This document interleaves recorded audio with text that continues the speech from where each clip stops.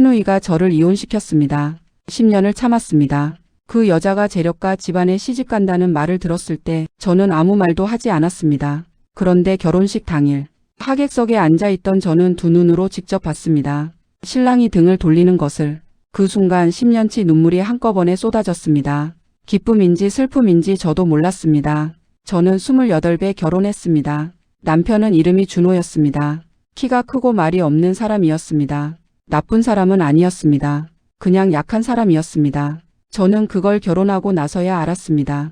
결혼식 다음 날 시댁에서 첫 아침을 맞이했습니다. 저는 새벽 6시에 일어났습니다.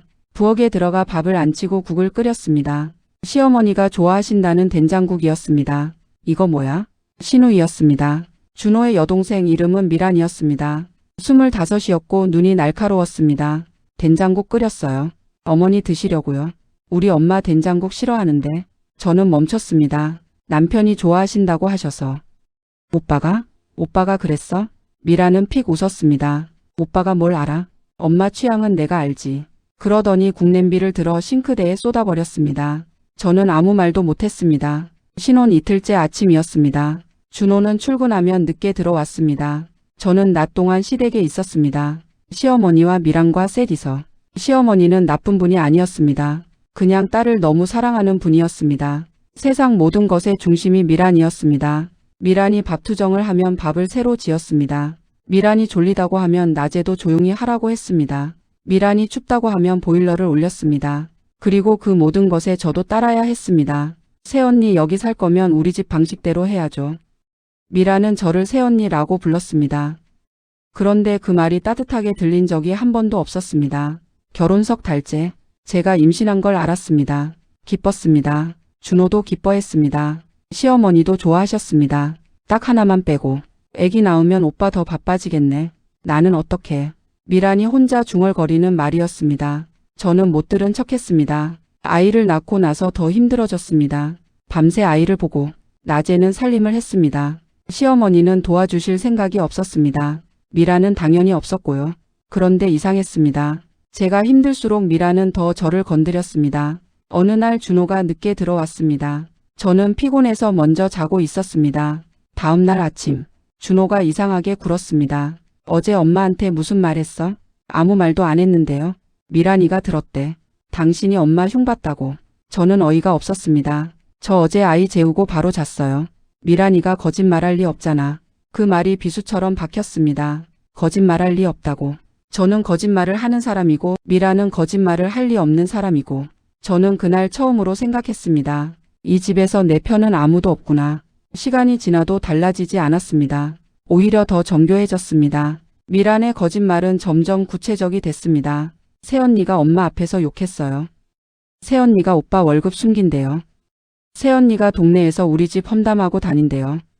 모두 거짓이었습니다. 하지만 증명할 수 없었습니다. 준호는 매번 제 말보다 미란의 말을 믿었습니다. 시어머니는 매번 미란 편을 들었습니다.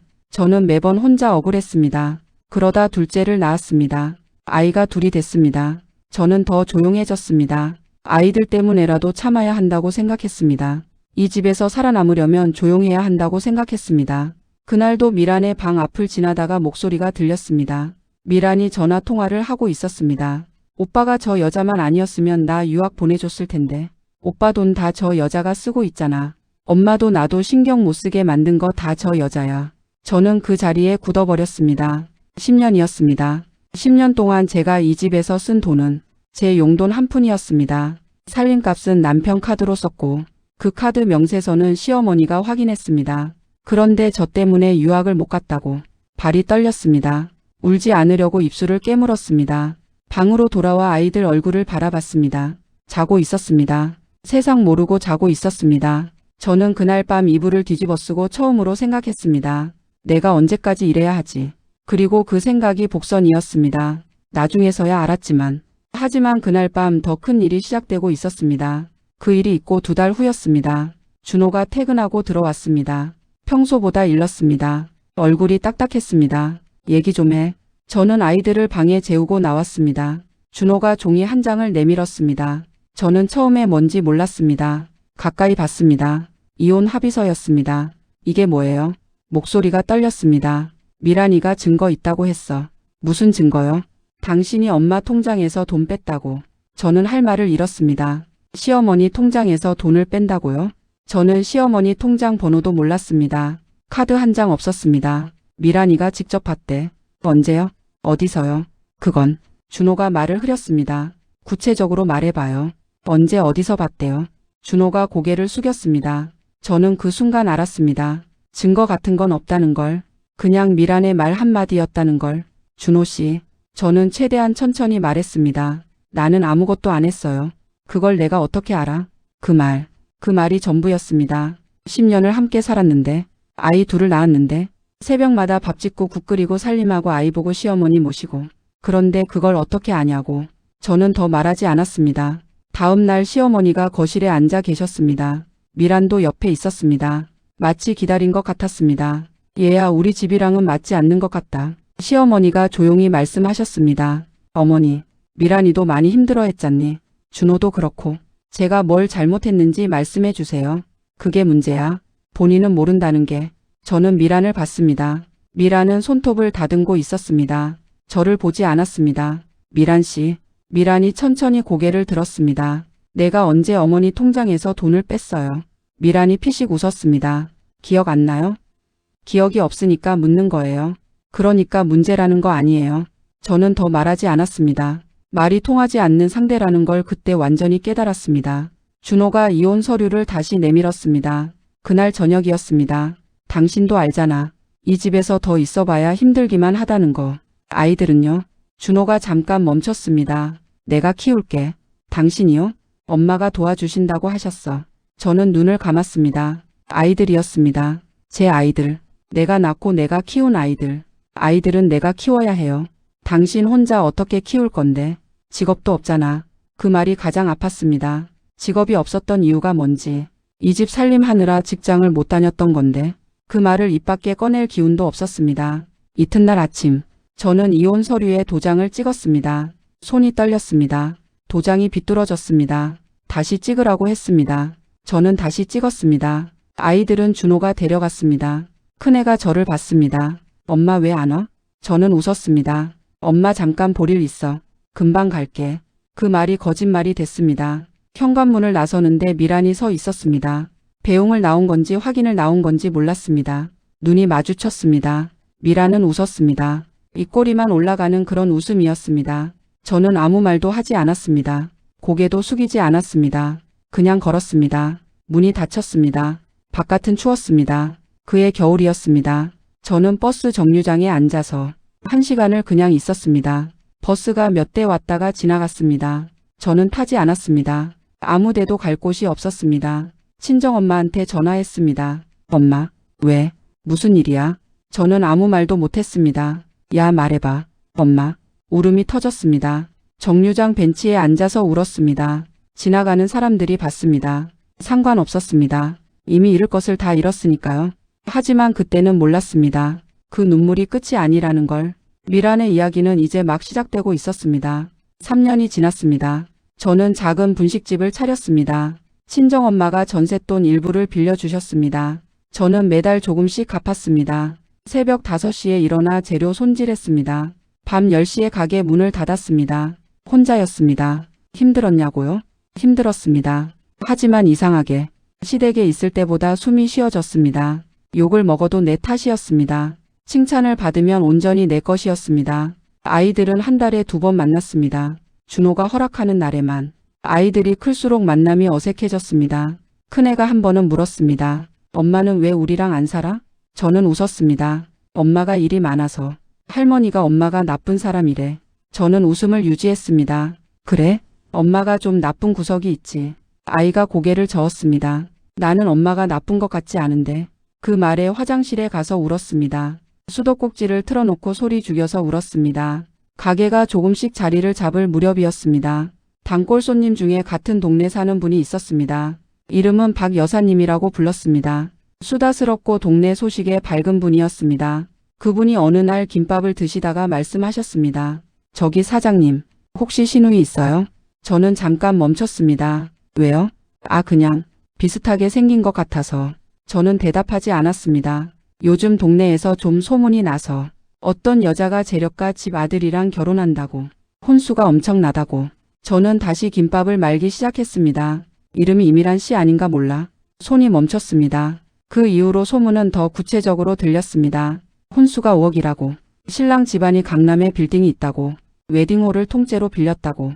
저는 들을 때마다 흘려들었습니다. 미란이 잘 사는 게 제 인생과 무슨 상관이냐고 생각했습니다. 그 사람은 그 사람 인생을 사는 거고 저는 제 인생을 사는 거라고 그렇게 생각했습니다. 그런데 어느 날 가게 문을 열었더니 봉투 하나가 문 앞에 놓여 있었습니다. 청첩장이었습니다. 꺼내봤습니다. 이미란. 맞았습니다. 날짜, 장소, 신랑 이름. 깔끔하게 인쇄된 청첩장이었습니다.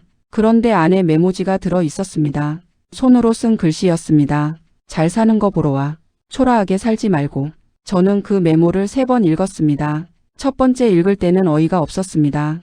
두 번째 읽을 때는 손이 떨렸습니다. 세 번째 읽을 때는 아무 감정도 없었습니다. 그게 더 무서웠습니다. 찢어버릴까 했습니다. 쓰레기통에 넣으려고 했습니다. 그런데 손이 멈췄습니다. 저는 한참 그 자리에 서 있었습니다. 가게 안으로 들어왔습니다. 청첩장을 카운터 서랍에 넣었습니다. 앞치마를 두르고 가스불을 켰습니다. 그날 하루 종일 일했습니다. 아무 생각도 하지 않으려 했습니다. 그런데 자꾸 그 글씨가 떠올랐습니다. 초라하게 살지 말고. 저는 초라하게 살고 있었습니까? 새벽에 일어나 손이 트도록 일하는 게 초라한 겁니까? 빚 갚으면서 혼자 서는 게 초라한 겁니까? 밤에 가게 불을 끄면서 결심했습니다. 가자. 이유는 설명할 수 없었습니다. 그냥 가야 할 것 같았습니다. 무언가 가야 하는 이유가 생길 것 같은 느낌이었습니다. 결혼식 전날 밤이었습니다. 가게 정리를 마치고 설거지를 하고 있었습니다. 핸드폰이 울렸습니다. 모르는 번호였습니다. 보통은 받지 않는 편입니다. 그날은 왜인지 받았습니다. 여보세요? 저 혹시 이미란 씨 아시는 분이세요? 여자 목소리였습니다. 젊었습니다. 많이 떨고 있었습니다. 누구세요? 저는 이번에 결혼하는 신랑 쪽 아는 사람인데요. 저는 설거지를 멈췄습니다. 꼭 드릴 말씀이 있어요. 그 목소리가 떨리고 있었습니다. 진짜로 떨고 있었습니다. 말씀하세요. 지금 만나실 수 있어요? 가게 앞으로 가도 될까요? 저는 잠깐 생각했습니다. 오세요. 전화를 끊었습니다. 설거지통에 손을 담근 채로 창밖을 봤습니다. 밤이었습니다. 골목이 조용했습니다. 그리고 그날 밤 모든 것이 바뀌기 시작했습니다. 30분 후 가게 문이 열렸습니다. 젊은 여자였습니다. 30 초반으로 보였습니다. 눈이 빨개져 있었습니다. 손에는 핸드폰을 꼭 쥐고 있었습니다. 앉으세요. 저는 물 한 잔을 내밀었습니다. 여자가 앉았습니다. 한참 말을 못했습니다. 괜찮아요. 천천히 하세요. 여자가 고개를 들었습니다. 저 김지수라고 해요. 내일 결혼하는 최준혁 씨랑 3년 사귀었어요. 저는 조용히 들었습니다. 3년이요?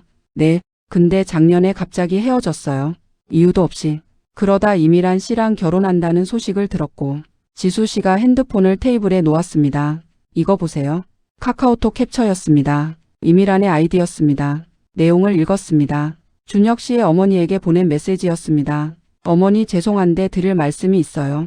지수 씨가 준혁 오빠 몰래 다른 남자 만나는 거 제가 직접 봤어요. 말씀드려야 할지 몰랐는데 너무 마음이 아파서요. 저는 다음 장을 봤습니다. 준혁 어머니의 답장이었습니다. 세상에, 내가 그 애 참 좋아했는데 어떡하니. 다음 캡처. 이번엔 준혁 씨 친구에게 보낸 메시지였습니다. 오빠 나 준혁 오빠 친구잖아. 근데 솔직히 지수 씨 좀 이상하지 않아? 내가 이런 말 하기 그런데 오빠한테만. 지수 씨가 준혁 오빠 험담하고 다닌다는 거 들었어. 친구들한테. 다음 캡처. 오빠 나 준혁 오빠 진짜 좋아하는데 지수 씨한테 속고 있는 것 같아서 안타까워. 저는 핸드폰을 내려놓았습니다. 손이 떨렸습니다. 다른 이유로. 분노가 아니었습니다.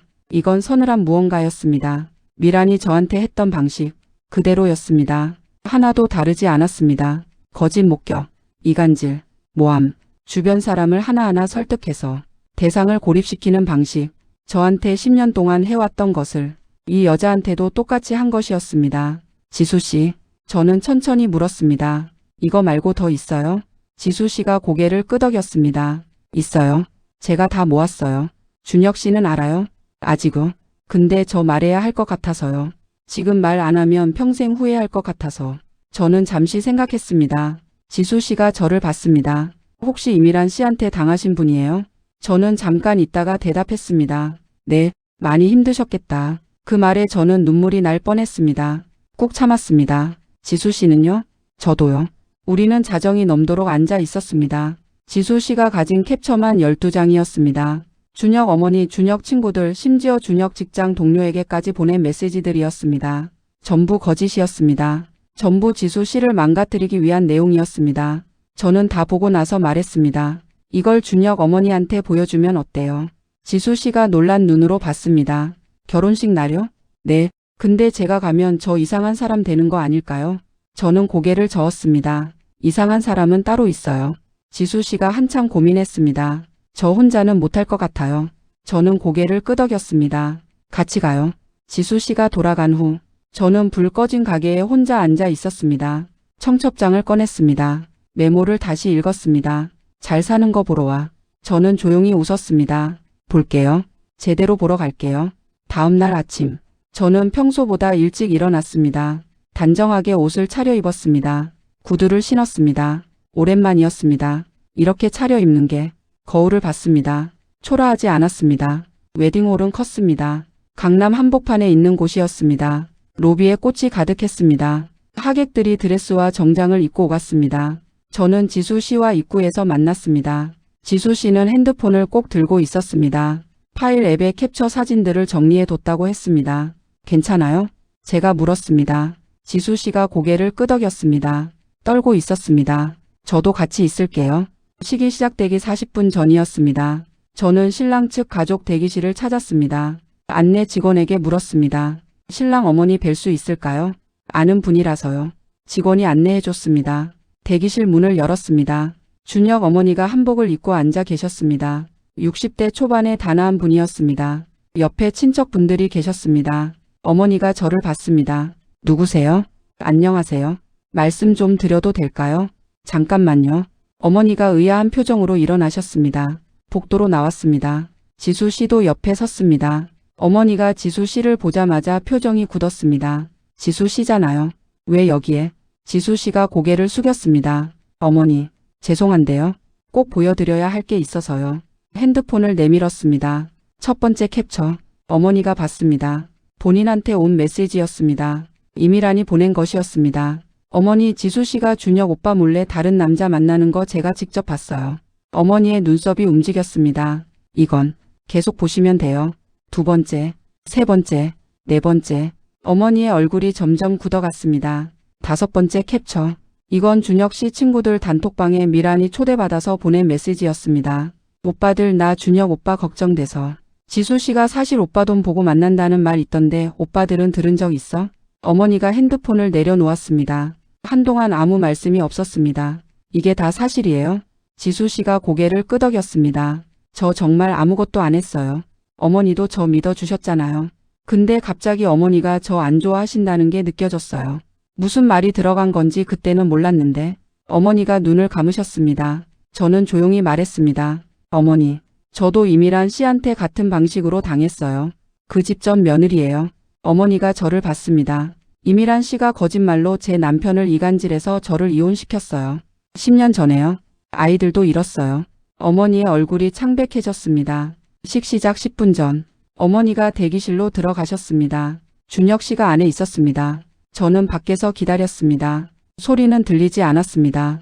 다만 안에서 인기척이 멈추는 게 느껴졌습니다. 5분 후 준혁 씨가 대기실 문을 열고 나왔습니다. 턱시도를 입고 있었습니다. 얼굴이 굳어 있었습니다. 저와 지수 씨를 번갈아 봤습니다. 지수 씨 눈을 한참 봤습니다. 아무 말도 하지 않았습니다. 그리고 식장 쪽으로 걸어갔습니다. 하객이 200명은 넘어 보였습니다. 하얀 꽃으로 장식된 통로. 웨딩 마치 음악이 흘렀습니다. 미란이 입장했습니다. 드레스가 아름다웠습니다. 얼굴에 웃음이 가득했습니다. 하객들이 박수를 쳤습니다. 저는 가장자리 자리에 앉아 있었습니다. 조용히 봤습니다. 미란이 통로를 걸어오다가 하객석을 흘렀습니다. 저와 눈이 마주쳤습니다. 잠깐이었습니다. 미란의 눈이 흔들렸습니다. 왜 여기 있냐는 눈빛이었습니다. 저는 그냥 봤습니다. 아무 표정 없이. 미란이 단상에 올라섰습니다. 주례가 시작되려던 참이었습니다. 그때 준혁 씨가 마이크를 들었습니다. 웅성거림이 멈췄습니다. 죄송합니다. 조용한 목소리였습니다. 오늘 식을 진행하기 어렵게 됐습니다. 하객 여러분께 정말 죄송합니다. 순간 웨딩홀이 얼어붙었습니다. 미란이 준혁 씨 팔을 잡았습니다. 왜 이래? 왜 이러는 거야? 준혁 씨가 팔을 빼지 않았습니다. 그냥 서 있었습니다. 최준혁, 미란의 목소리가 높아졌습니다. 대답해. 왜 이러는 거냐고. 준혁 씨가 고개를 돌려 미란을 봤습니다. 미란 씨, 낮은 목소리였습니다. 지수한테 한 거 다 알아? 미란의 얼굴이 굳었습니다. 무슨 소리야? 카톡 캡처. 다 있어. 미란이 하객석을 바라봤습니다. 200명이 지켜보고 있었습니다. 웅성거림이 시작됐습니다. 미란의 눈이 다시 저를 찾았습니다.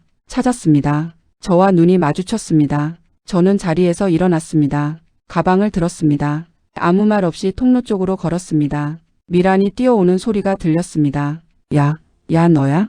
내가 한 거야? 저는 걸음을 멈추지 않았습니다. 야, 써봐. 저는 돌아봤습니다. 드레스를 입은 미란이 서 있었습니다. 눈물이 번진 채로 200명이 보는 앞에서 저는 조용히 말했습니다. 나는 아무것도 안 했어요. 한 박자 쉬었습니다. 진실이 온 것뿐이에요. 돌아서서 걸었습니다. 유리문이 열렸습니다. 밖으로 나왔습니다. 4월의 햇살이었습니다. 따뜻했습니다. 눈을 감았습니다. 오래 서 있었습니다. 10년이었습니다. 10년 만에 이렇게 가벼운 공기를 마셨습니다. 가게로 돌아왔습니다. 앞치마를 두르고 가스불을 켰습니다. 저녁 장사를 시작했습니다. 단골 할머니가 오셨습니다. 오늘 어디 다녀왔어? 옷이 예쁘네. 네, 지인 결혼식이에요. 좋았어? 저는 잠깐 생각하다가 대답했습니다. 네, 좋았어요. 밤에 핸드폰에 문자 하나가 왔습니다. 준호였습니다. 당신한테 미안했어. 저는 읽었습니다. 그리고 핸드폰을 내려놓았습니다. 답장은 하지 않았습니다. 미안하다는 말이 10년을 되돌리지는 않습니다. 그 말이 아이들을 돌려주지도 않습니다. 하지만 괜찮았습니다. 저는 이미 앞을 보고 있었으니까요. 가게에 불을 끄고 문을 잠갔습니다. 골목을 걷는데 바람이 불었습니다. 차갑지 않았습니다. 오래 기다렸던 봄바람이었습니다. 끝.